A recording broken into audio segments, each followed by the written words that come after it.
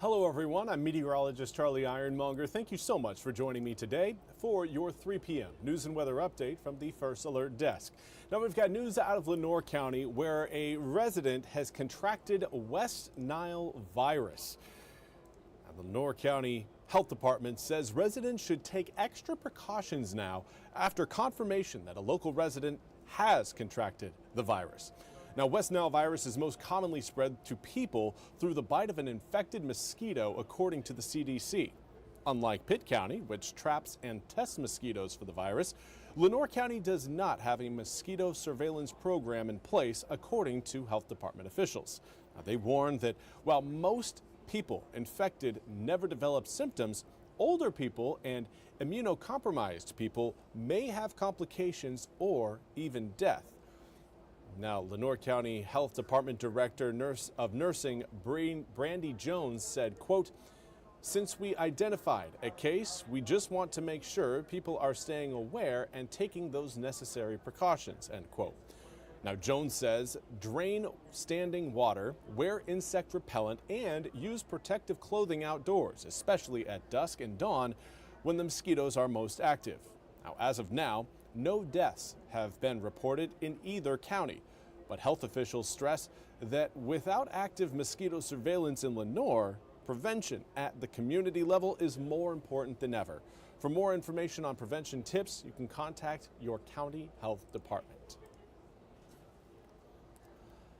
And in space news, we now turn to the International Space Station that actually saw a SpaceX capsule dock with the ISS earlier today. Now, this is footage courtesy of NASA.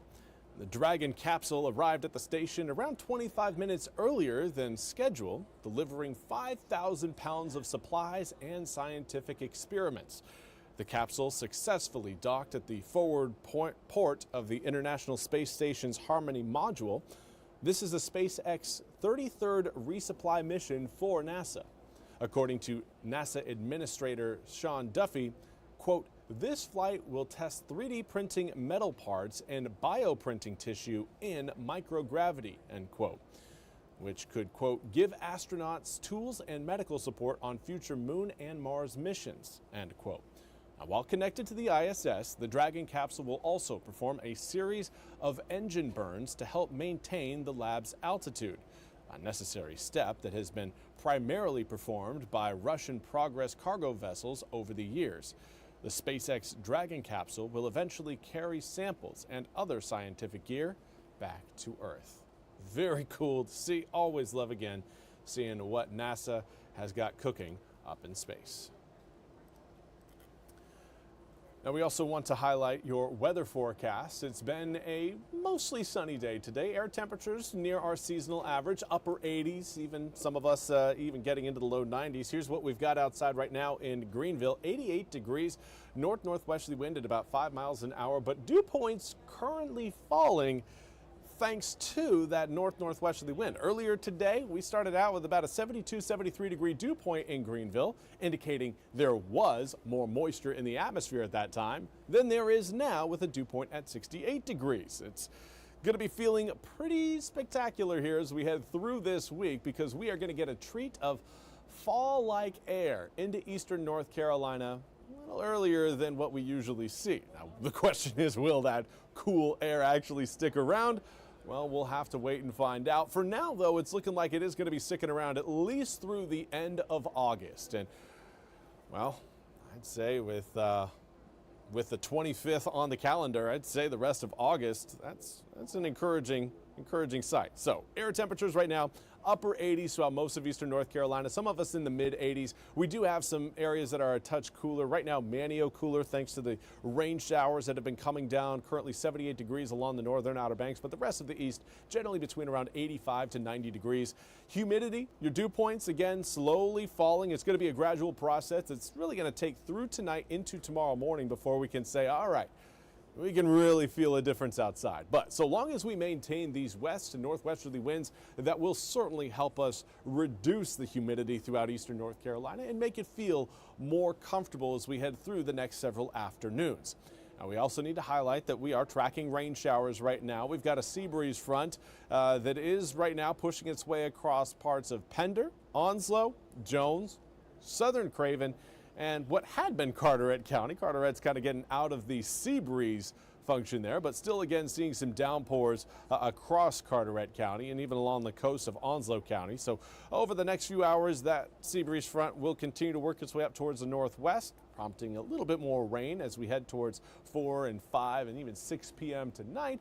But once we get past sunset, that sea breeze front will be falling apart. Now, we're also tracking, again, a few showers around the northern Outer Banks and over mainland Dare County. Had some heavy downpours, certainly. Not seeing a whole lot of lightning associated with those downpours, but certainly something we'll continue to keep an eye on.